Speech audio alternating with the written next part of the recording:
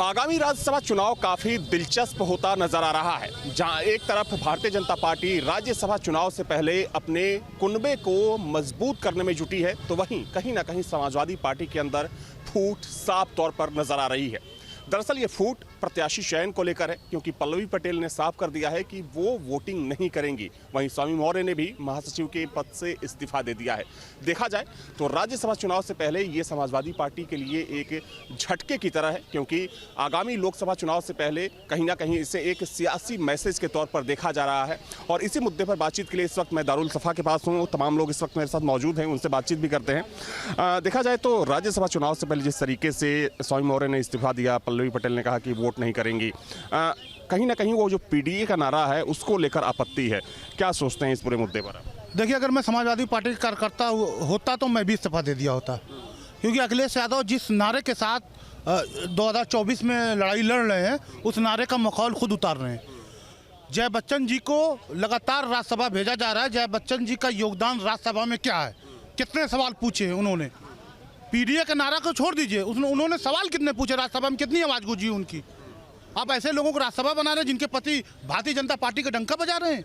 आप ऐसे लोगों को राज्यसभा भेज रहे हैं। आप पीडीए का नारा देके जय बच्चन जी को राज्यसभा भेज रहे हैं। आपको कोई पीडीए के अंदर आने वाला आदमी नहीं नजर आ रहा, सिर्फ आपको पीडीए का वोट चाहिए। हम जैसी जनता बेवकूफ़ थोड़ी ना है। आपको आईना दिखाएंगे, आपके पास और प्रत्याशी नहीं थे। जय बच्चन किस हैसियत से जय बच्चन को समाजवादी पार्टी का टिकट गया, मैं बता रहा हूँ। राज्यसभा का जो बजट है वो राम गोपाल यादव के यहाँ गिरवी रखने के लिए जय बच्चन को राज्यसभा का टिकट दिया गया।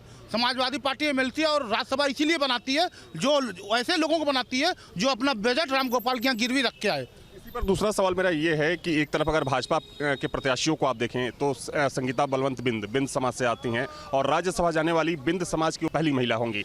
अमरपाल मौर्य समाज से आते हैं, आरपीएन सिंह कुर्मी समाज से आते हैं, तेजवीर चौधरी जाट समाज से आते हैं।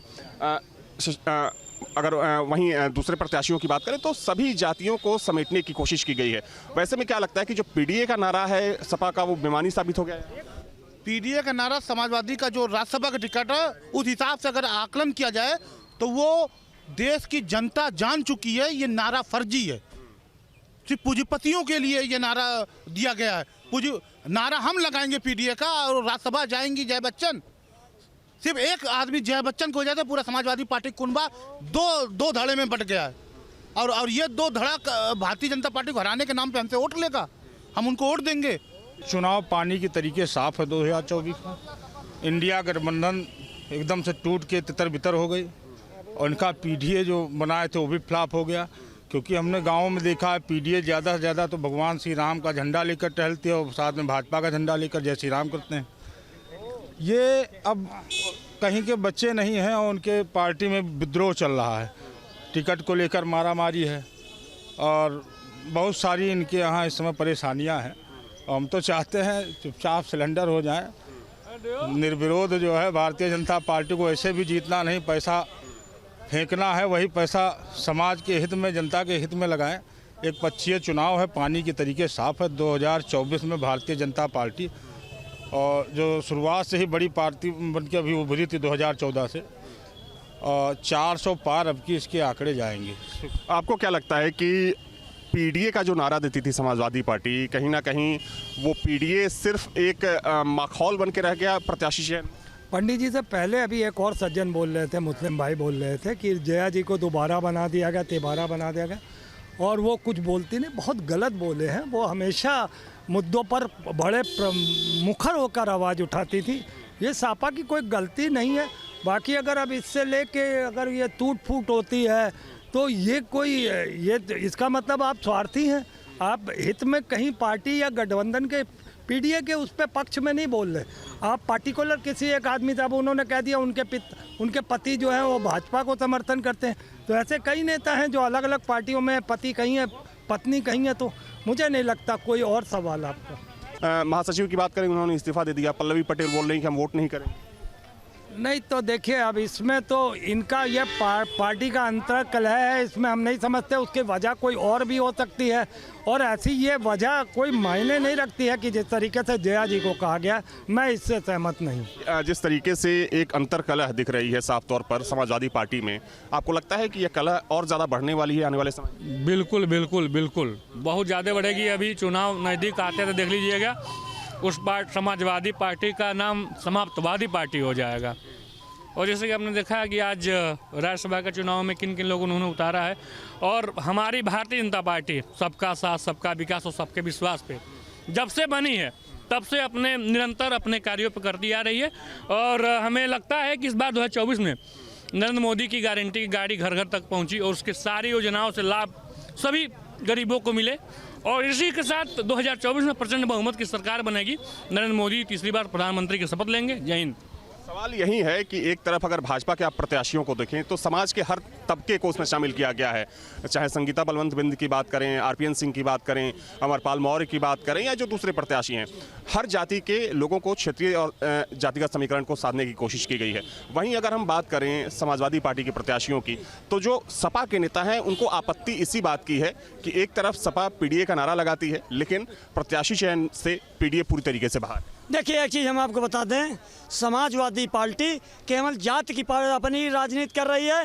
वो दलित और अल्पसंख्यक और मुसलमान का जो है नारा दे रही है, और राज्यसभा पूंजीपतियों को भेज रही है। नाम क्या है? हमारा नाम शराफत अली है, और ये समाजवादी नहीं है, ये समाप्तवादी है। 86% मुसलमानों का वोट भी समाजवादी पार्टी ले रही है, और भेद पूंजीपतियों को रही है कि आजम खां को कभी डिप्टी सीएम इन्होंने बनाया, और हमेशा जो दुर्दशा आजम खां साहब की हुई है, ये देन अखिलेश यादव की है। और बल्कि समाज भारतीय जनता पार्टी है, सबका विकास, सबका विश्वास, सबका भरोसा, सबका सहारा, और हर वर्ग को लेकर चलने वाली अगर कोई है तो भारतीय जनता पार्टी भाई नरेंद्र मोदी, जिनको कूट कूट बधाई दी जा सकती है। एक मुसलमान अखिलेश यादव ने नहीं भेजा है, और आने वाले दिन में अखिलेश यादव को मुसलमान काला झंडा दिखाएगा। आने वाले दिन में मुसलमान अखिलेश यादव को काला झंडा दिखाने का काम करेगा, जो मुसलमानों के साथ इन्होंने कि मैं आपसे एक सवाल ये करना चाहता हूं कि देखा जाए तो एमवाई समीकरण के सहारे सपा आगे बढ़ती है, लेकिन अभी एमआईएम ओवैसी की जो पार्टी है उन्होंने भी ये सवाल खड़ा किया कि आप मुसलमानों का तो वोट लेते हैं, लेकिन प्रत्याशी चयन में मुसलमान बाहर क्यों? देखिए, एमवाई का समीकरण नहीं है, सिर्फ एम का समीकरण है, वाई का समीकरण है। क्योंकि मुसलमान इस देश का कभी मुख्यमंत्री और प्रधानमंत्री का दावेदार नहीं रहा, लेकिन बार बार सेकुलर दल ये कहते हैं कि भारतीय जनता पार्टी हिंदू मुसलमान कराना चाहती है। ये हिंदू मुसलमान की लड़ाई नहीं है, ये हिंदू बनाम हिंदू की लड़ाई है। मुसलमान बीच में पीसा जा रहा है। मुसलमान ना इस देश का प्रधानमंत्री का कभी ना मुसलमान इस देश का प्रधानमंत्री का दावेदार है, ना किसी स्टेट में, अगर कश्मीर को छोड़ दिया जाए, किसी स्टेट में मुख्यमंत्री का दावेदार नहीं है। फिर भी राजनीति मुसलमानों के इर्द गिर्द क्यों घूमती है? क्योंकि ये कम्युनल जो कहे जाते हैं तथाकथित, और जो तथाकथित सेकुलर दल है, ये लोग भी चाहते हैं कि इर्द गिर्द मुसलमानों को घूमती रहे सियासत। आपको लगता है कि आने वाले चुनाव में, राज्यसभा चुनाव तो चूंकि हाल ही में है, लेकिन आपको लगता है कि ये जो एक सियासी मैसेज निकला है, आने वाला जो लोकसभा चुनाव है उसको भी प्रभावित करेगा? ये प्रभावित नहीं, समाजवादी अगर कांग्रेस गठबंधन करेगी तो सबसे बड़ा कांग्रेस का दुर्भाग्य होगा, और मोहन यादव उत्तर प्रदेश और बिहार के बनेंगे स्टार प्रचारक। 50% मुसलमान यादव जाएगा भाजपा में, और 75% मुसलमान भी भाजपा में जाएगा। इनकी खटिया खड़ी बिस्तरा गोल, केवल मुसलमानों को अखिलेश यादव छल रहे हैं, यही काम हो रहा। हम दूसरे को नहीं कह रहे, आने वाले लोकसभा में अखिलेश यादव को हम काला झंडा दिखाने का काम करेंगे, जो इन्होंने मुसलमानों का हक मारा है। ठीक है, तो देखिए, इस मुद्दे पर तमाम लोगों की राय लेने की हमने कोशिश की। जाहिर सी बात है कि जिस तरीके से राज्यसभा चुनाव से पहले उत्तर प्रदेश की सियासत में सियासी बवाल आया है, ये बवाल अभी और आगे बढ़ने वाला है, और जाहिर सी बात है कि कहीं ना कहीं ये जो सियासी मैसेज निकला है, ये मैसेज आने वाले लोकसभा चुनाव को भी प्रभावित करेगा। लोकसभा चुनाव जैसे जैसे करीब आ रहे हैं, विपक्ष का गठबंधन टूटता जा रहा है। उत्तर प्रदेश, जहां लोकसभा की सबसे अधिक 80 सीटें हैं, यहां पर सपा से उसके साथी छिटकते जा रहे हैं। पहले रालोद के जयंत चौधरी उनसे अलग हुए, उसके बाद विवादित बयान देने वाले सपा नेता स्वामी प्रसाद मौर्य ने अपने पद से इस्तीफा दे दिया। अब उनकी एक और साथी पल्लवी पटेल ने कहा है कि राज्यसभा में वो सपा के प्रत्याशी का समर्थन नहीं करेंगी। ऐसे में सपा की क्या हालत होने वाली है? क्या सपा को किसी तरीके से कोई मजबूती हुई दिखेगी या एनडीए जहां पर लगातार घटक दल बढ़ रहे हैं वो विजय हासिल करेगा? कानपुर के लोग हमारे साथ में, उनसे बात कर लेते हैं। सर, ये बताइए क्या लगता है आपको, किस तरीके से जो राजनीति है किस दिशा में जा रही सपा की? देखिए, सपा की साइकिल पहले से ही पंचर है और वो पूर्णतः पंचर हो चुकी है। अभी जैसा आपने बताया, स्वामी प्रसाद मौर्य महासचिव का पद छोड़ चुके हैं, पल्लवी पटेल वो भी उनका साथ नहीं दे रही हैं, जयंत चौधरी, ये एकदम बिखरा हुआ ग्रुप बचा हुआ। अब इसमें कहीं कोई ताकत है नहीं। अब की बार 400 पार का जो हमारे प्रधानमंत्री जी ने नारा दिया है उसको एकदम दिखता हुआ हम लोग को प्रतीत हो रहा है कि 400 से ज़्यादा सीटें अब की आएंगी हमारी। सपा कहीं टक्कर में नहीं है। हम आप उसकी चर्चा करके ला रहे, बाकी कहीं कोई उसमें है ही नहीं है, कंपेरिजन में ही नहीं है सपा। क्या लगता है कि सपा के साथ ऐसा क्यों हो रहा है? क्योंकि बहुत ही तेज़ी से गठबंधन, इंडिया गठबंधन बढ़ रहा था, कांग्रेस के साथ समझौता नहीं हो पा रहा उनका, रालोद के साथ नहीं हो पाया और उनके अपनी पार्टी के लोग अब उनको छोड़ के जा रहे हैं। देखिए, सपा का तो उनके घर में नहीं गठबंधन हो पाया आज तक के, चाचा से नहीं हो पाया, पिताजी से नहीं हो पाया, भाइयों से नहीं हो पाया, तो हम कहाँ से समझ सकते हैं कि दूसरी पार्टी से भी करेंगे? तो सपा में तो कहीं कोई ताकत ही नहीं है, वो कहीं कंपटीशन में नहीं है और मुझे लगता है इस बार उनकी मतलब पूरे भारत में 10 से भी कम सीटें आनी है पूरे भारत में लोकसभा से। ये बताइए आपको क्या लगता है क्यों अखिलेश यादव लोगों को जोड़ करके नहीं रख पा रहे अपने साथ में? देखिए, वो उनका अहंकारी नीति, जब वो अपने चचा के नहीं हुए, अपने पिता के नहीं हुए, अपने चचेरे भाई प्रतीक यादव के नहीं हुए, और सबसे बड़ी बात यह है कि आप आज ये देख लीजिए कि पूरे 22 तारीख को राम मंदिर का निर्माण हो गया, प्राण प्रतिष्ठा हो गया। आप पूरे भारत में आप कहीं भी घूम लीजिए, किसी घर से भगवा ध्वज जो अभी तक नहीं उतरा है। लोगों ने ऐसा संभाल के रखा हुआ, ऐसा माहौल बनाया हुआ है कि जैसे राम जी की प्राण प्रतिष्ठा होने वाली है।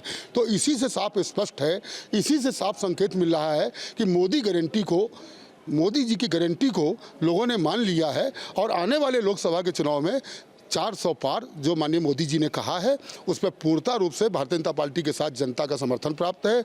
अखिलेश यादव आज पहले भी कानपुर बारा में आसपास के ज़िले में कुछ नहीं थे और अब भी कुछ नहीं है, ना आगे कुछ होंगे।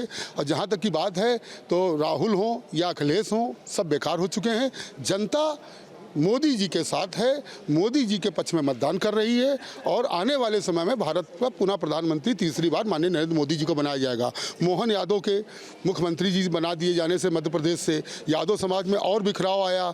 यादव समाज के लोग भारतीय जनता पार्टी में टूट के आ रहे हैं। अभी भारतीय जनता पार्टी में तमाम यादव वर्ग के नेताओं ने सपा से इस्तीफा देकर अभी परसों बीजेपी में शामिल हुए हैं 12 तारीख को। तो विपक्षविहीन उत्तर प्रदेश होने जा रहा है। ये भारतीय जनता पार्टी की गारंटी कार्ड है।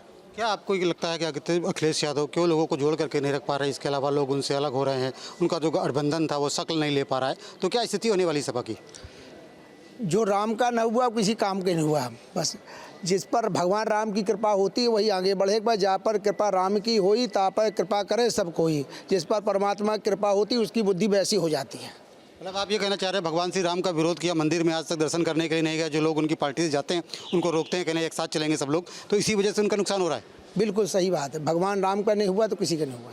तो लोग कहते हैं कि जो भगवान श्री राम का नहीं वो किसी काम का नहीं। क्या ऐसा ही होता हुआ दिख रहा है सपा के साथ में? ये लोग वो लोग हैं जिन्होंने राम सेवकों पे गोलियां चलाई थी। तो भारत की जनता ये अच्छी तरीके जानती है कि राम के विरोधी ये कल भी थे, आज भी थे।